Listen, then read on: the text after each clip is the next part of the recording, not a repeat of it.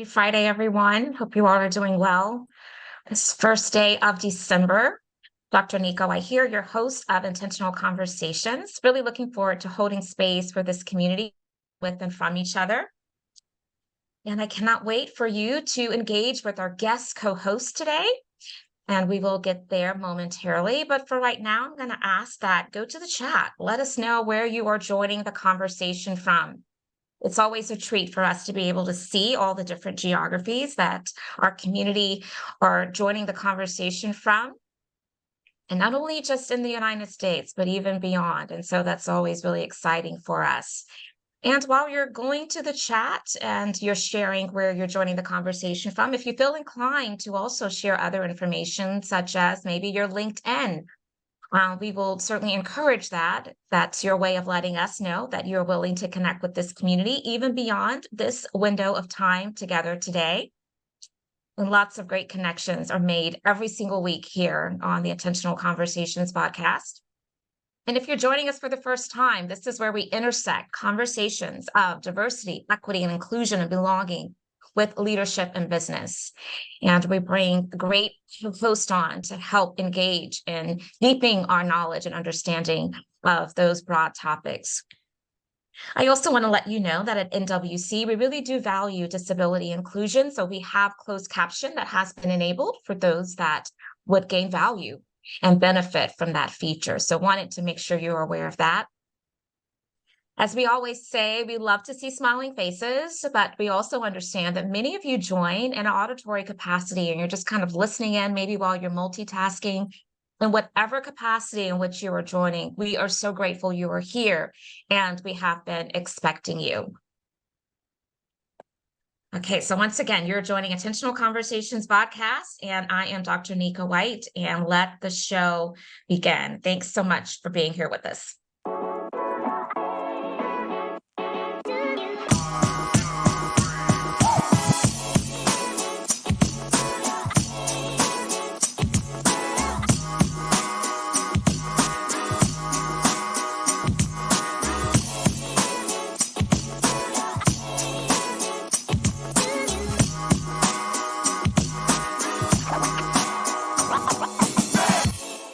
Yes, let the conversations begin indeed. And that is precisely what we're going to do. If you have been with us before, you know that I always like to take a moment or two just to center us and share some information that I think would be important for us to all have in our consideration set. So I'm going to do that now. I will let you know that throughout our show today, we are expecting lots of great engagement. And so go to the chat. If you're joining us via LinkedIn Live, go to the comment section. We are watching that information certainly and bringing those comments and sentiments and questions over into our Zoom community so that your voice is also centered and heard. And by the way, we do believe that the experience for the Intentional Conversations VodCast is optimized when you are joined via our Zoom community. So if you're joining us now via LinkedIn Live and you will hop on over to Zoom, we're going to place the link into the comment section for you to do just that. But if you want to stay put, it's also totally up to you as well. So let me just chime in with a couple observances that are taking place that we often like to share with our community. Today is December 1st. I can't believe that. The start of the last month of the year, but it is. And it's also Rosa Parks Day. And we know this, wonderful icon who provided so much value to our community as it relates to the civil rights movement. One of the things that I often love to socialize around this time in recognition of Rosa Parks Day is that there's a quote that says, "Courage doesn't always roar." And every time I hear that quote, I always, always, always think about Rosa Parks because she sat there quietly, but she made such a tremendous impact. And so we're grateful for her sacrifices. December also represents International Day of Persons with Disabilities. That is December 3rd. And so as you begin to think about your weekend and even the month to come, and as we often say, although there are national observances that are around certain demographics of people and populations and communities, we want to make sure that's not the only time we are really leaning in and showing solidarity and support and allyship to those communities. And so remember also, there's a lot of invisible disabilities that people have. And so let's make sure we're being kind, we're extending grace, and we're being patient, and we're advocating where we can for persons with disabilities. You also are aware that one of the ways in which NWC likes to show up for our community is providing lots of different ways in which people can get content to build and strengthen their knowledge and understanding of all things DEIB. And so in addition to our vodcast and podcast that we make available, we also have Inclusion Uncomplicated video series where we release weekly different content, short video clips. We have hundreds that have been now developed, and I just filmed another maybe 30 or 40. And so I cannot wait to release those week by week. And I hope that you're seeing them as a great resource to help you and your colleagues and others in your network and circles to, again, be more committed to this work. If you have enjoyed Intentional Conversations podcast and you know of some folks who may also enjoy it, but perhaps they prefer to get their information via podcast, then let them know not to worry, because we do extract the audio from our podcast and we make the show available in podcast every week as well. And so wherever you'd like to get your podcast, all the different platforms, you also can find Intentional Conversations. Now, as I wrap up this portion and I begin to give you the formal introduction of today's guest co-host, I do want to let you know that Friday, December the 8th, which is our next Intentional Conversations podcast, I will be welcoming Priscilla Wallace, and we're going to be discussing family, faith, life, and work balance, how moving from being a mentor to a sponsor can remove barriers for people of color, and why it's important to keep conversations intentional. So she is someone after my own heart. She knows how much I really love that word, the power of that word, intentionality. Intentional is just, is powerful. And so we often like to talk about that. So I look forward to welcoming Priscilla, and I hope that you will join us on December 5th as well. Now, that will be our final conversation, Intentional Conversation podcast for the year. We're going to be taking the rest of December off. We will return at the top of the year, January the 5th. And we'll have some great new content for you, some great new guest co-hosts, and cannot wait to engage this community. But we hope that you will take that time in whatever way to rest, restore, rejuvenate, spend time with family, loved ones, friends, and then we will look forward to welcoming you back for another Intentional Conversations podcast after the first of the year. Okay, so now it does me great pleasure to formally introduce today's guest co-host. For those of you who have been with us for some time, you know that we like to do this, which is read the bio of our guest co-host. It's our way of helping our community to understand the accolades, the credentials, the wealth of experience in which our guest co-hosts show up to the conversation with. And so today will be no different.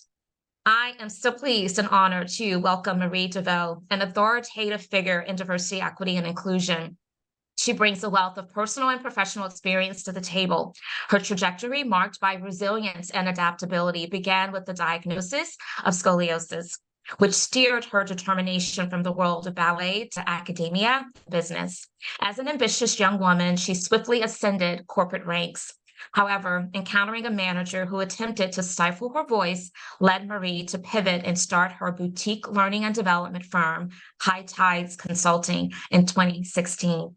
High Tides adopts a unique approach to DEI, emphasizing effective communication and inclusive leadership to foster cultures of belonging. Her entrepreneurial venture is more than a consulting service. It's a platform to empower individuals and organizations to thrive authentically. Marie is renowned for her expertise in rapid content development, expert facilitation, and building authentic relationships. She champions the voices of women and BIPOC individuals in corporate spaces, drawing on her experiences to help clients curate communities that generate energy, growth, and financial sustainability. Her leadership philosophy mirrors her life lessons of authenticity and adherence to one's values. Resonant with community is aligned. Operating at the highest frequency, she infuses this energy into every organization she partners with. Marie looks forward to collaborating with ERG leaders, BIPOC HR executives, and new entrepreneurs in their journey toward inclusivity and diversity. She stands ready to support organizations in cultivating an inclusive, equitable workspace where every individual feels a sense of belonging. And so, podcast community, you know what we do now, especially if you've been with us for quite some time. As I stop sharing my screen, I will invite you to find those accolades, find whatever kind of credentials and words of affirmations, and place them into the chat so that we can properly welcome our guest co-host today, Marie Deveaux. I'm going to add her to the spotlight. and welcome. I'm so glad you're here. Thank you so much for gracing us with your presence, your time, your talent, and I know all of the wisdom that you're going to share with us. And Marie, one of the things that we often do before we release our guest co-host to greet the audience in their own way is to just ask that you share with us something that we would not know about you from reading your bio, as I just did, or even from looking at your LinkedIn profile. So welcome. Thanks for being here. Thank you so much for having me. I'm so excited to be part of this conversation today. And already, thank you so much, the warm welcome from all of your audience. I've already connected with some of you on LinkedIn, so it already feels like home. So thank you for that. I think I'll just share, I am an amateur jam skater. I can be known to turn my garage into my very personal roller rink. And that has been my ambition since lockdown. So a little tidbit about me. Don't put it to the test. I know in this community, especially, there can be quite a few people who do some roller skating. That has been my current hobby of choice of late. I so love that. I don't know if I've ever heard it called like a jam skater, but yes, I mean, I love that. So you will turn your garage. It reminds me of my childhood when my sister and I would put our skates on and we would skate on the car porch of our home. And so that is so great. Thank you for sharing that. Okay, and so you encountered a manager who attempted to stifle your voice, and that is what led you to start your consulting firm. And so tell us a little bit more about that and how specifically it impacted you, and what did you do to really overcome that so that now you can be successful? Yeah. So my professional career really started in academia. I worked in a number of different after school programs that really focused on tutoring skills and supplemental education for young people. So largely in the K through 12 space. And doing that work, the thing that I was really drawn to was the learning and development spaces. So really creating the trainings for new leaders and new managers.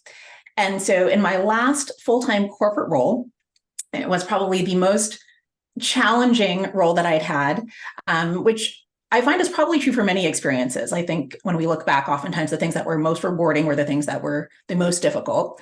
But that was this role for me. And the thing that was really rewarding about it was that I got to create a department from scratch. And so I built the learning and development arm of this organization from the beginning. It was a high growth organization.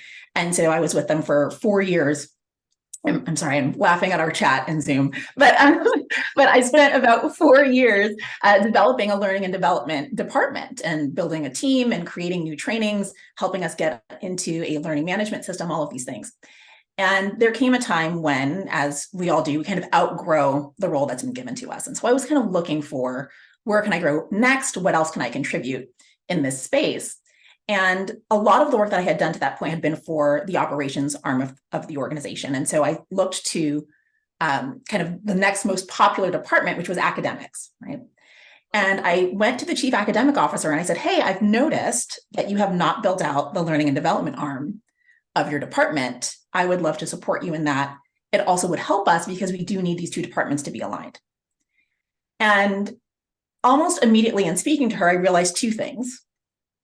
One, she did not have any expertise in my area. And so right away, I'm having to educate her on vocabulary, explaining things like andragogy and terms that I use often when we talk about learning, when we talk about how we create behavior change through training.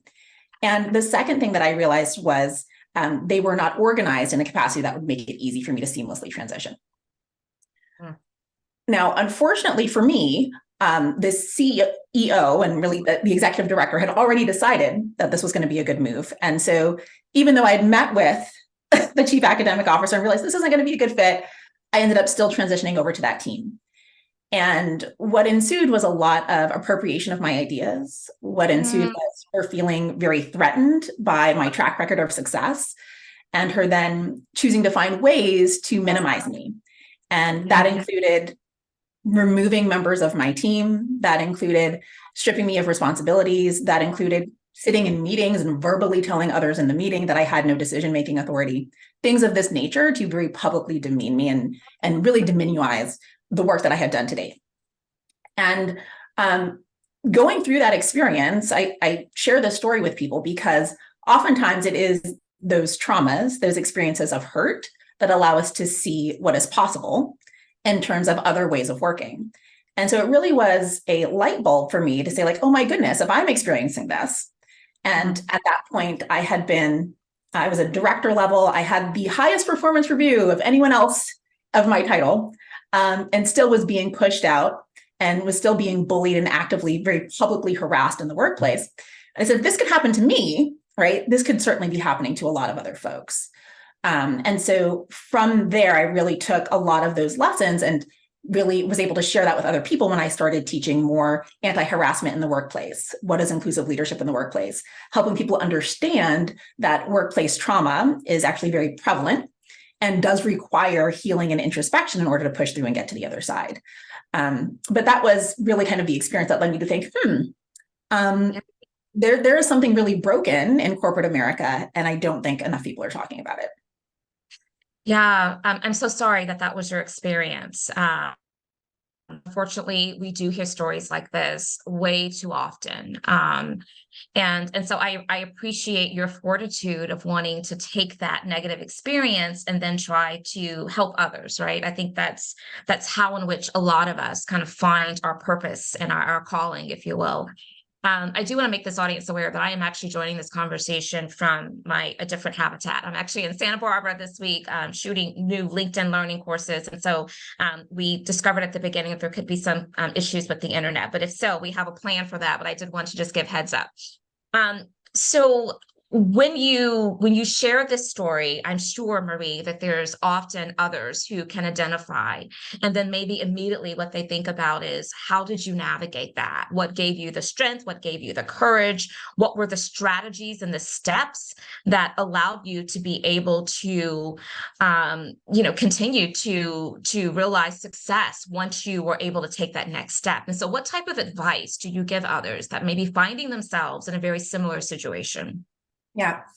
Well, one of the things that I have found to be really supportive for me in my career journey is understanding that everything happens for a reason. And oftentimes when we find ourselves in toxic situations, instead of asking ourselves, how could I stay? Asking ourselves, what do I gain from staying here? How is this serving me? And so much of what I found is those situations often are the divine interruption we need to move and shift and do something different.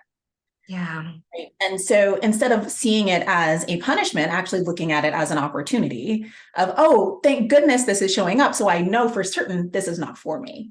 And so a quote that I often offer to clients is, I am enjoying the sound of my feet walking away from things that no longer serve me. Mm-hmm. And there is something beautiful about exiting spaces that are harmful to us in service of. Yeah. One of the things that I often hear is that when women, particularly women of color, experience these types of toxic, traumatizing behaviors in the workplace, is that there's some sense of denial that this is really not happening. Maybe I'm imagining this, maybe this is me, maybe I'm being overly sensitive. And I think that that's part of the problem as well, because when we harbor those thoughts and feelings, we may continue to sit with it and tolerate it and perceive that we are powerless. And I just want to get your thoughts, Marie, about how do you help women to recognize when the behaviors, they're not making them up, they're not being overly sensitive. It really is outside of what they deserve and what they should be, what they should expect. And so share with us your thoughts on that. Yeah. So, and I'm loving the chat already. I see Nicole has like raised her hand in terms of yes, gaslighting, right? We start gaslighting ourselves. We start doubting our own experience. Absolutely. Which of course is, when you think about the nature of harassment and bullying, what's often happening is someone is choosing to invalidate you and your experience in order to elevate themselves. And so if you can recognize that that's what's happening, your job is then to actually continue to validate yourself. And so when others refuse to acknowledge you and your greatness, your power, your gifts, it is always your responsibility to acknowledge yourself. And so I tend to remind my clients, especially individuals, women, especially BIPOC women who are transitioning, that you actually don't need anyone's approval, right, to do what you're doing. you actually don't need any external validation. Even if we look at just demographics across the board, especially women of color and especially Black women are the most educated, highly credentialed employees in the workforce. Right. And you're still, right, the most underpaid when we look at comparison to our white male counterparts. And so again, the external validation may not ever come. And so we need to do a lot of that work, that affirmation ourselves. And so that's the first thing I remind people is your experiences are real, right? The value you bring is real, and you get to remind yourself of that when others try to make you smaller. Yeah, that internal validation is incredibly important. And so what I'm hearing is that there's a both and. There's certainly a responsibility at the individual level where we have to take care of self. And part of taking care of self is recognizing when we are in situations where we may need to amp up those internal validations, really surround ourselves with tribes of people that believe in us and our potential and that can speak that level of encouragement into us. But it does not take away the importance and the responsibility from an organizational leadership perspective to also be just as keenly aware of the propensity for toxicity to show up that can negatively impact one's, workplace experience, causing them to shrink back, to not be as productive, and to eventually plan their exit strategy, right? I think that the both and is what I'm looking to amplify here in this conversation, because that is really critical. And I think that part of the organization's responsibility is really leaning into this trauma-informed leadership style. And so I want to go there next, Marie, and I would love for you to talk to us about why is trauma-informed leadership a really vital component of DEI work, especially when it comes to helping to address the challenges and obstacles that a lot of marginalized communities face in the workplace. Yeah.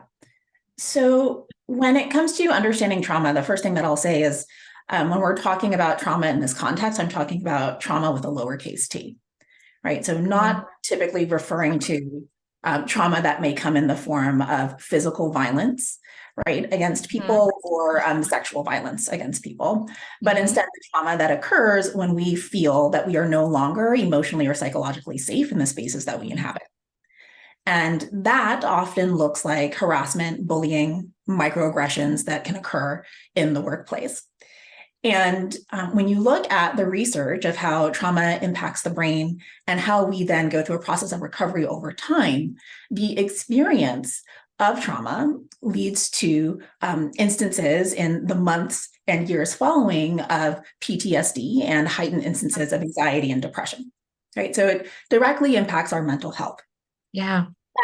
What that tends to look like is us reliving the experience, re-experiencing it over and over again, right? What that looks like is us choosing to avoid stimuli that were present in that traumatic situation, right? So even just taking, myself as an example, how many times am I sitting in a meeting with a woman of power? The manager who I experienced with was a white woman of power, and I feel threatened in some way. Yeah. Whether or not she is actually positioning a threat, right? So that type of reenactment, that type of now wanting to avoid those type of stimuli, not wanting to be around those type of power dynamics.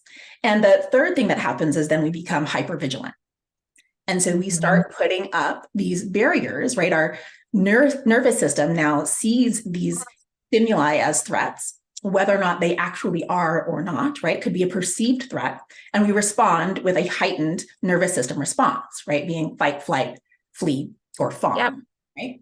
And from that place, right, our prefrontal cortex shuts down. We go into animal instinct, and we're not able to be fully present and perform the way corporate America or other spaces would like us to perform. Right? So as leaders in the workplace, there is a responsibility to acknowledge that everyone experiences trauma, and that directly impacts how people show up at work, how they're able to perform, how they're able to interact with their colleagues and with you. And if you as a leader can recognize that and have empathy for that, you can actually support people in moving through that, right? It creates an opportunity for empathy when someone is triggered in the workplace, right? When someone is having a reaction that doesn't seem to match the environment, to like, let me get curious. It looks like something else may be going on here. can I have empathy and compassion for a human being who is having a human experience right now? Yeah, yeah, that is so good, Marie. And so what I'm hearing is that empathy, helping people to really exercise that empathy muscle is part of teaching trauma-informed leaders. And so what are some other ways to teach that? Because what I'm finding is that just generally speaking around this broad topic of DEI, some of the criticism is that we're naming things, but we aren't giving enough practicality around the how to solve for it. So I want to get really practical with this. What are some other ways beyond just helping people to realize the connectivity to empathy and compassion, to trauma-informed leadership? What are some other strategies and tips to help people to really build those muscles? Yeah. So one of the things that we practice a lot and that we bring to a lot of our clients at High Tides is this idea of nonviolent communication. Mhm. And it's a framework. It was built by Marshall Rosenberg. And essentially, it's a communication style and framework that is designed to foster empathy and compassion in how we communicate with one another. And part of what that framework allows us to do is to really break apart when tension shows up in our dialogues in the workplace, so that we can essentially follow 4 concrete steps, right? One is actually observing the experience from a non-judgmental place. So just looking at the facts of what is happening.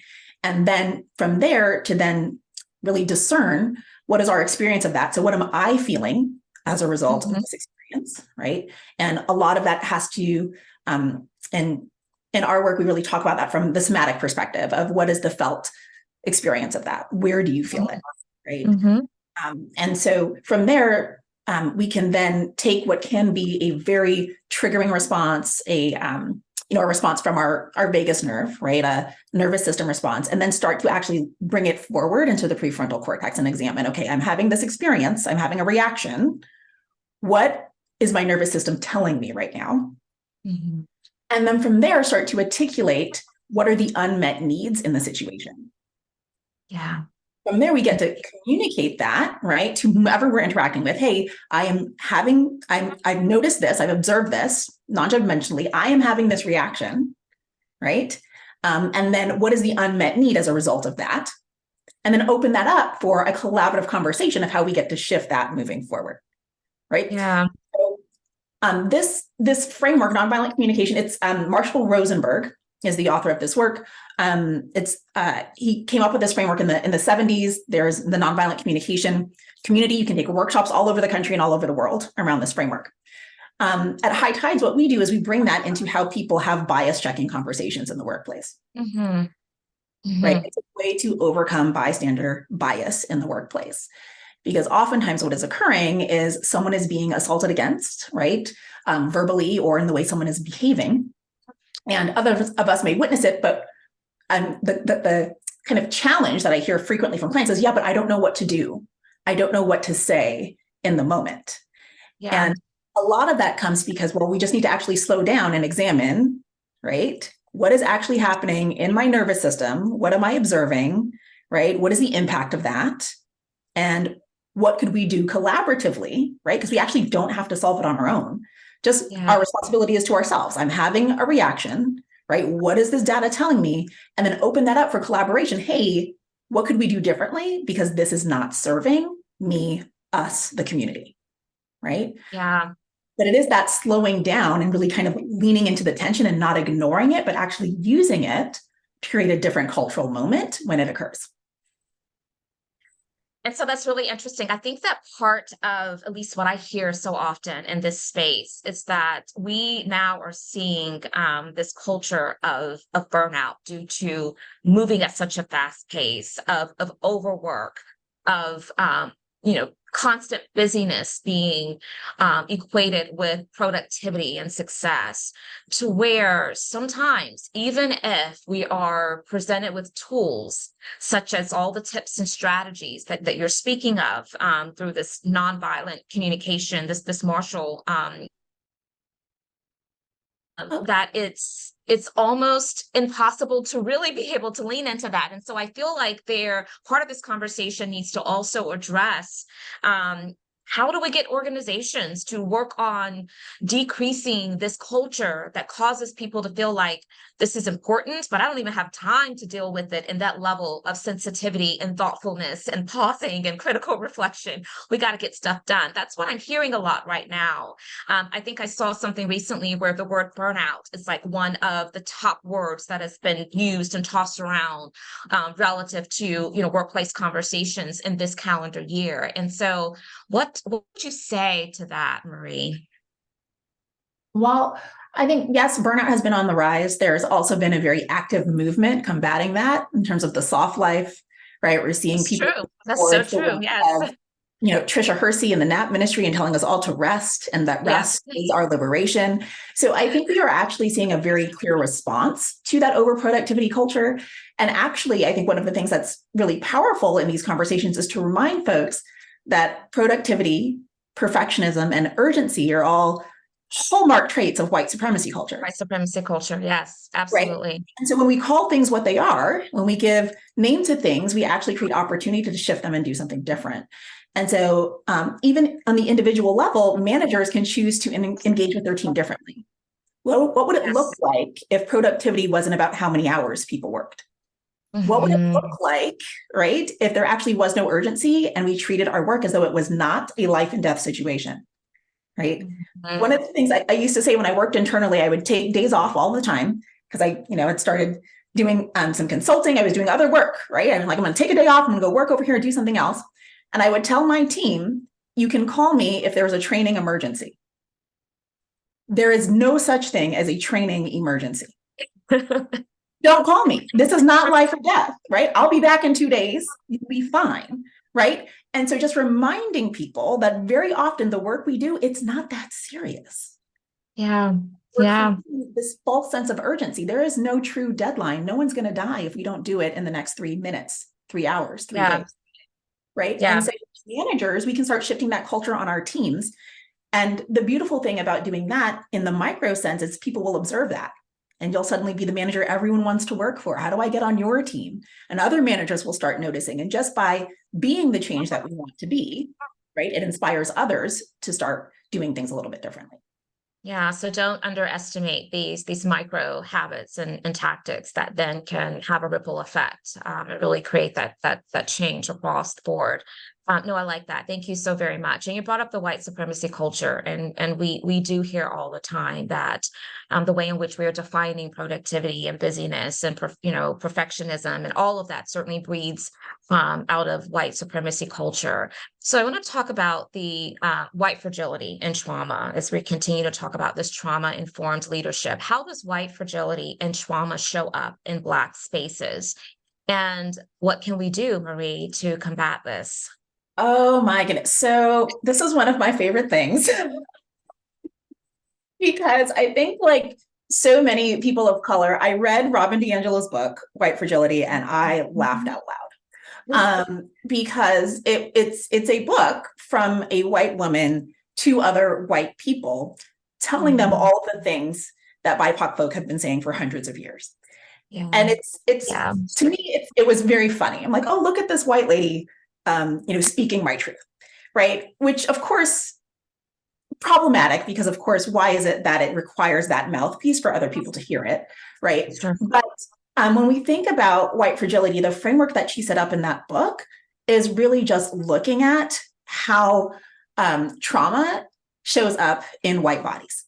Right? And how when there is a feeling of being threatened, again, going back to this idea of trauma with a lowercase t, of people not feeling psychologically, emotionally safe, feeling somehow that their position, their power, the validity of who they are is being threatened, how they respond, right? And so if we look at, again, the typical trauma responses, right? Looking at fight, flight, freeze, and hide, when we look at how that shows up in white spaces, when folks are feeling threatened, that's often tears, right? Guilt and shame is a trauma response, right? Oh, let me start crying now, which of course acts to center the emotions or feelings of someone else who's being oppressed in the space, right? So removing the attention from someone who needs it, right? When we look at people getting argumentative or angry, they choose to start fighting us. choose to start saying things that are somehow invalidating our experience. The gaslighting that we talked about, right? That is a fight response, right? You're feeling threatened and now you are attacking me, right? You're choosing to somehow invalidate me. And so these are the things that tend to show up in those spaces. And it's really just someone having a trauma response. You feel threatened and you're now having this response. There's guilt, shame, tears, there's shouting, and when we look at, again, if we go back to the Marshall Rosenberg framework, we look at objectively what is occurring in the situation, it doesn't really warrant that response. Yes. Right? Again, nothing has occurred, but we hit a hot button. Something inside of you is uncomfortable and you have an unmet need that is presenting in this way. Yeah. Absolutely. What I love about the emphasis that you're giving to the word trauma, and it's very much providing a teaching moment, I think, for all of us, because I too have noticed that word, it carries a lot of weight and it means different things to different people because it looks different to different people, and there are levels to it, there are tiers of it, and so I do appreciate how you have on a couple occasions today specified that trauma with the lowercase t, what that is versus what some people may hear and then automatically perceive. And I think that contextual, amplification is really important to this conversation. So I want to talk about, I want to stay there for a second. And by the way, we are going to shift momentarily and I'm going to allow this your questions, your comments, and you can do so if you're part of the Zoom community by using the raise hand feature that lets me know that you're willing to be called upon, and I will spotlight you and allow you to unmute yourself and share. Or if you would like to just place your comments or questions into the chat, we'll make sure we're paying attention there. And the same for those who are joining us linked in live. You can place your questions into the comment section. We'll bring those over here. But I want to stay here for a second as a follow-up to that white fragility question, because I think that sometimes employees, again, as we've said before, they have a hard time acknowledging common trauma responses, such as that shame, that guilt, that aggression, and gaslighting, without it becoming something that becomes then a part of their identity. And so if you could share with me, for those individuals that really want to name these things, really want to call it out because they are experiencing it, but they're also holding back because they fear that now this is going to become a part of my identity. I don't want to be that person that's overly sensitive, that's always guilting and shaming and blaming someone else, because that is a real concern for many people. When those individuals are grappling with that, what type of advice or coaching do you provide, Marie? Yeah. So the first thing that I'll say is we are not defined by our experiences. Right? We are not defined by our experiences. And I think that's important for us to remember, and can sometimes be important for us to articulate, even when trauma is occurring, when microaggressions are occurring, when bullying and harassment is occurring real time. And this is important. We talk about in leadership conversations, one of the most challenging things to do is to give people feedback. And that's often because we will conflate the behavior with the identity of the person. Right. People are not their behaviors, and they need to hear that distinctly when we give them feedback. It's the same when we're addressing aggressions in the workplace, right? Of being able to say, when you ... I experience ... right? Which is different than I am angry. I am experiencing anger. I am having feelings of discomfort and rage, right? Is different than I am rage, right? I am a human being having an experience, right? And it is the discomfort of that experience that causes us to want to shift something culturally in how we're interacting with other individuals. And if we're on a team that has aligned values around how we want to behave and how we want the team to feel like, we should be able to have that conversation. Yeah. And recognize that, hey, I experienced this, or we experienced this. That is a temporary experience that we actually have power to change moving forward. Can we have a conversation about that? Yeah. No, that's good. So once again, if you have questions, certainly let us know. I want to be able to bring your voice into the conversation. I'm not seeing any hands raised right now. So while people maybe are continuing to percolate, Maria, I want to go to the next question. So what we're talking about is leaning into the tension that discourse can create, obviously. The question is around what do we do to create avenues for productive disagreement and productive tension? And what I have found, especially when we're working with teams, if we're in a group setting, a group conversation, it could be a meeting, it could be a training, which is the space I often play in, the opportunity is to actually create and set the container up where engaging in productive tension is allowable and actually encouraged. So one of the things that I like to do at the beginning of any training is create space for us to actually co-create the agreements for how the conversation is going to go. Right. And so I say co-create because oftentimes as the facilitator, as the leader in the room, people will look to you, oh, you're going to tell us how it's going to go. And I don't think that's actually empowering, right? Trying to really remind people, actually, you are empowered. We get to do what you want. This is your team. I'm coming in often as an external consultant. So after this conversation, I'm gonna go home. I'm gonna go sit on my couch. So you all have to decide how you want to be together. And so when we can set that container up front, we can ask, okay, what do we want to do if we get uncomfortable? What do we want to do if someone doesn't feel acknowledged? What do we want to do, ... So that when it happens 20 minutes later, we have that anchor to look back on as like, oh, I am noticing we are now out of alignment with the agreements we set at the beginning of the meeting. Can we talk about that? I think now's an opportunity to shift that. And it gives people permission to actually call the thing out that's not being addressed. It gives people permission to acknowledge an unmet need in the moment. I love that. And what you're talking about are those community agreements. That's how we refer to them at NWC, but it is really ground.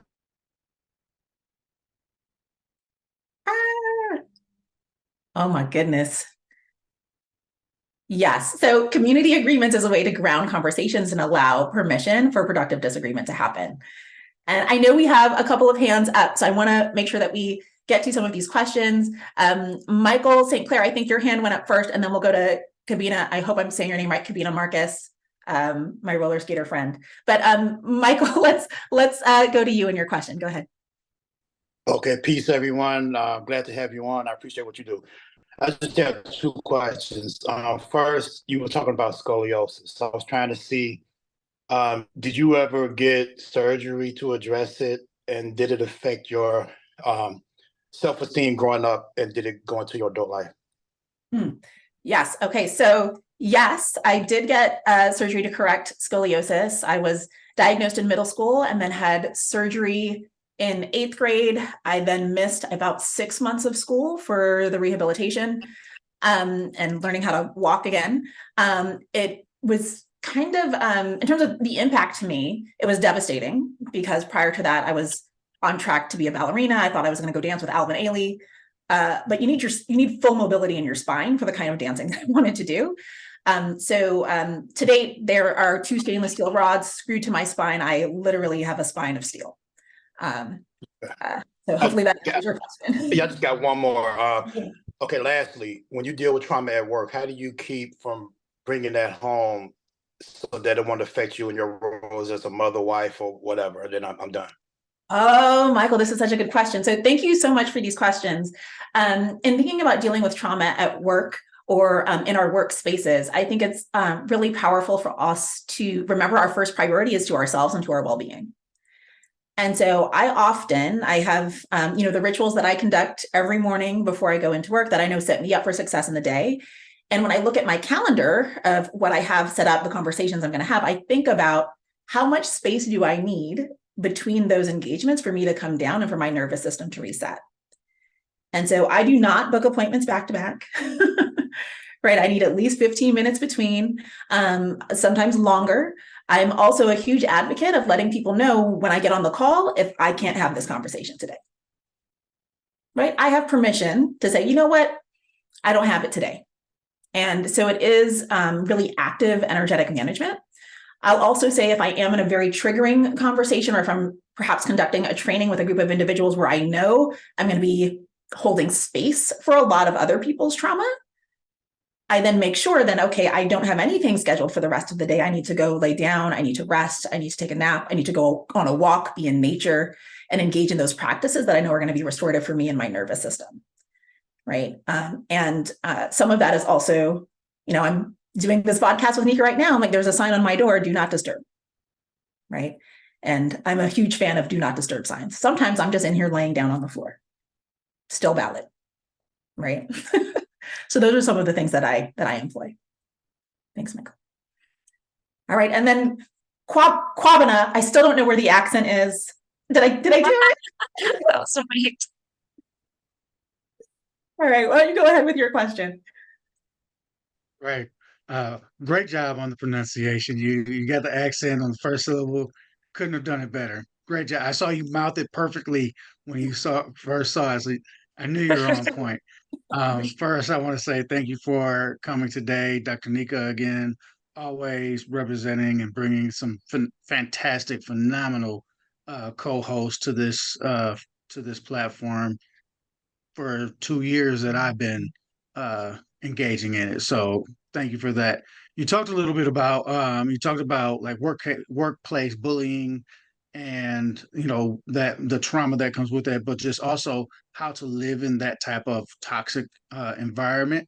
And as Dr. Nika was talking about, we oftentimes hear people say, okay, well, you've helped us identify it, now what? And so I'm curious to hear some strategies that you may recommend for people who are experiencing workplace drama.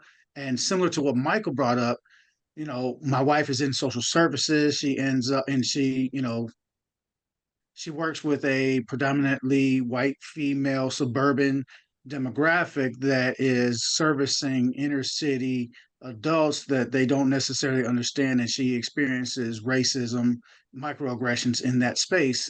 And so, as a husband, how do I support that when that comes home from her, while also fortunately, I work for myself now.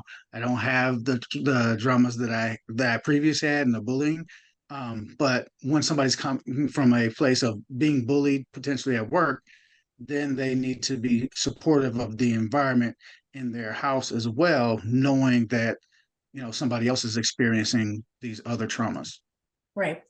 Okay. Got it. So I heard two questions. I'm going to do them one at a time. Right. So the first one was just around what advice to give to people who are experiencing workplace trauma. They call it out, and then folks are asking them, okay, what next? What do we want to do about it?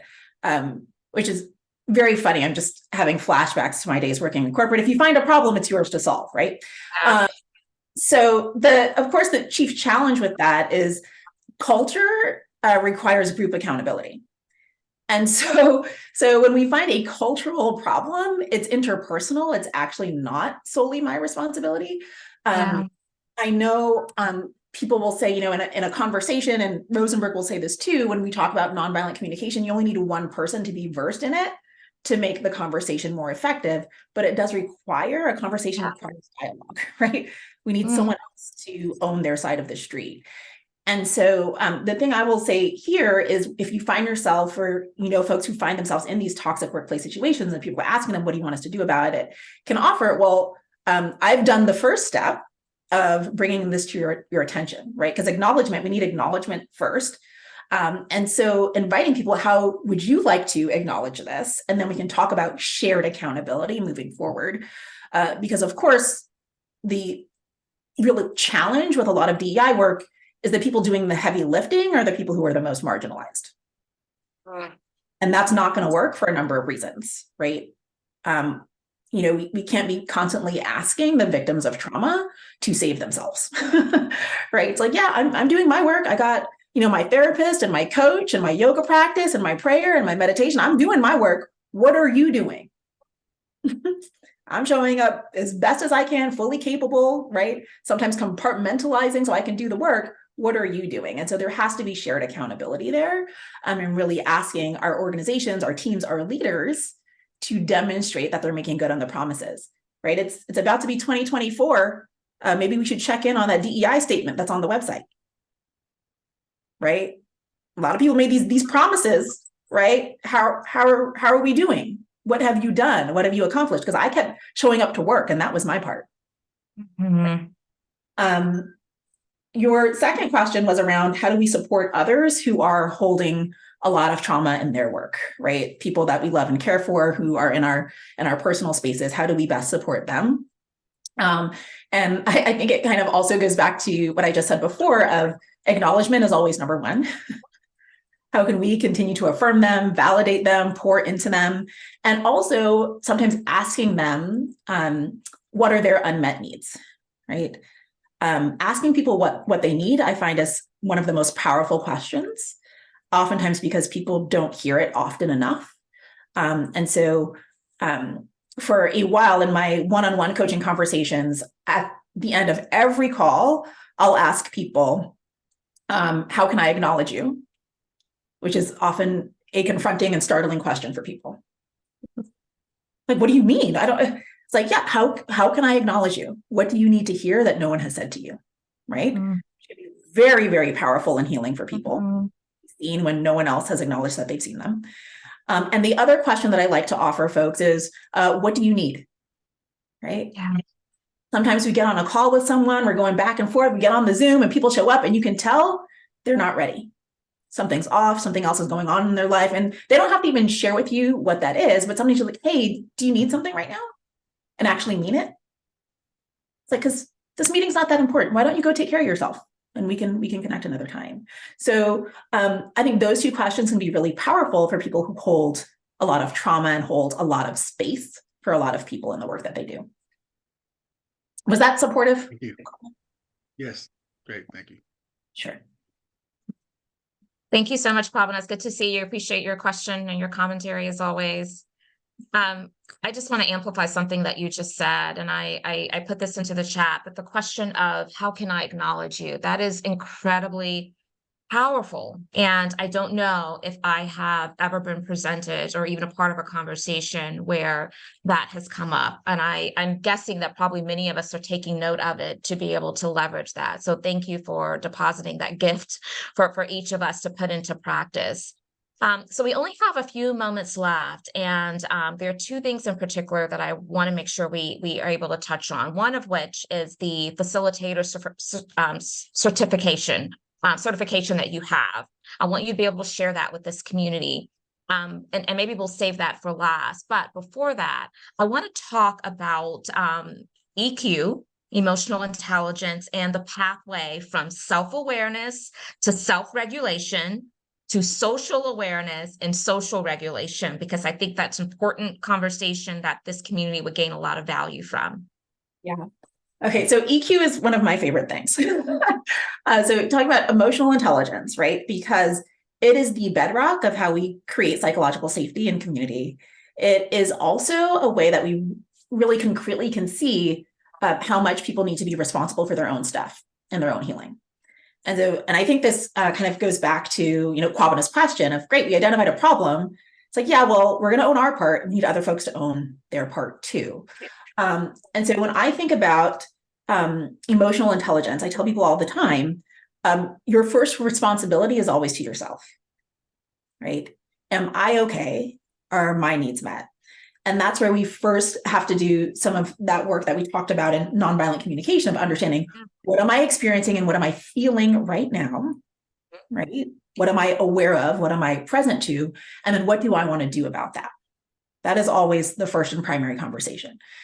And then once we get really good at that, of understanding and owning what is happening with us, what our triggers are, how we respond to them, working on how we reframe and rewrite some of that neuroprogramming, we can then start to feel much more empowered to know that we are whole and complete when we start to address what's happening for somebody else. Yeah. Right. Yeah.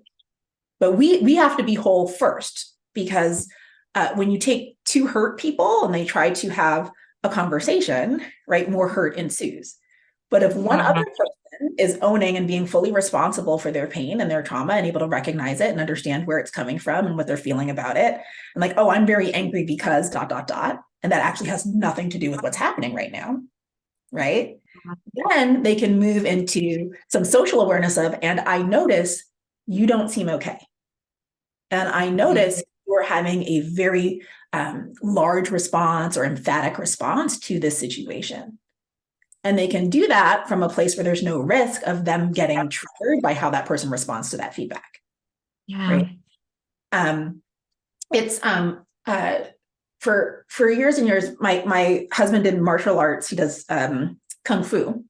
Mm-hmm. And in kung fu, your teacher is your sifu, right? Is the name of your teacher.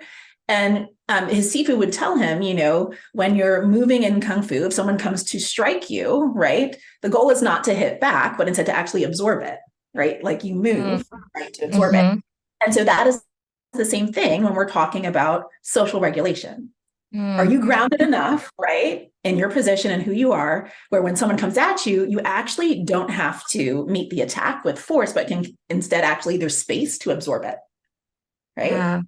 But if neither person has done their own work, then no one can absorb anything, and it becomes combative and situations escalate, right? Yeah. So emotional intelligence for me, it has to start with owning your own stuff, right? Regulating yourself so that you can show up whole, complete, prepared to engage with someone else's stuff. Because otherwise, everyone's going to just walk away with other people's shit on their shoes, right? So there is some work to be done in terms of, again, that accountability of like, what's mine? Let me own it, handle my stuff so I can engage with other people. Yeah. I mean, it's the premise of hurt people. So if we don't heal, then that cycle will just continue. So you articulate it so well. What can we absorb? And that requires us to pause and be very self-aware. And through that self-awareness, to be able to self-regulate. I love it. Okay. And then tell us about the facilitator certification opportunity. Yeah. Okay. So I want to tell you about that. And also there was something you just said that I have to respond to. Sure. Go for it. This idea of having space to absorb, right? Which I do want to also acknowledge that in these conversations, it's okay if you don't have any space to absorb other people's stuff and to say it, right? Which can be a common thing people fall into of, oh, I saw it. I have to say something right now. I have to get into, and sometimes we just don't have the capacity for that in that moment. And that is okay. Yes. Just acknowledging. Thank you for saying that. Yeah. It changes moment to moment. Like I was good yesterday and today I can't be that person today. And so just allowing ourselves some grace and compassion around that too. Yeah. Okay. So facilitator certification program. So we do at High Tides, we do a 3-day certification program for facilitators. So this is for folks who are entering into spaces, doing trainings, moderating dialogues. We have a lot of coaches and consultants who come through, or even HR and L&D professionals who are holding space where conversations and tensions get high. Yeah. And so we do a training program that teaches people how to hold these spaces in a way that leans into productive disagreement and productive tension. And we have a whole lot of fun, right? Creating scenarios where it is difficult and challenging, and you're practicing, again, those community agreements, setting the container. What can we rely on? How do we move through and have these dialogues in a way that is highly engaging and does not reinforce harm that is present in the room. So we've been doing this training now for a couple of years. We have our next one is coming up in mid-February 2024. It's a 3-day experience. It is a holistic experience. So we actually have I facilitate, but also we have a number of other facilitators on our team who come in, including a somatic practitioner. So we actually help people take breaks.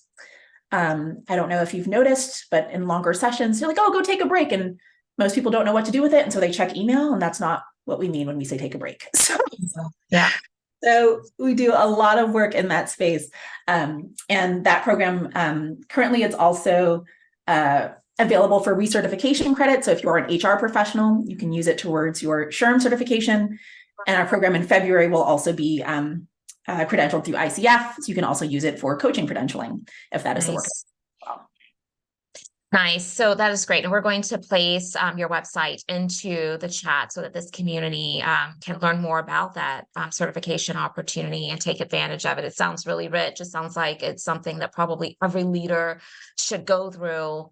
And I'm just grateful that you have shared such wonderful insights with us today. I don't take it lightly that this work, you are holding space often for so many people, and so it can be challenging, but you seem very much purpose for it. And I'm glad about that, because you are definitely in your element.